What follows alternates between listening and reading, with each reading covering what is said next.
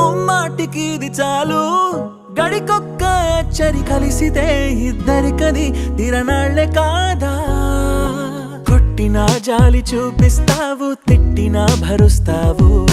పెట్టిన మూడు ముద్దలకు వెంటే వస్తూ ఉంటావు బంధాలకు భాషెందుకు కావాలి భావాంతరం అయినోళ్లతో పోలిస్తే నీదే పెద్ద గుణం ఓ చార్లీ వెళ్ళకు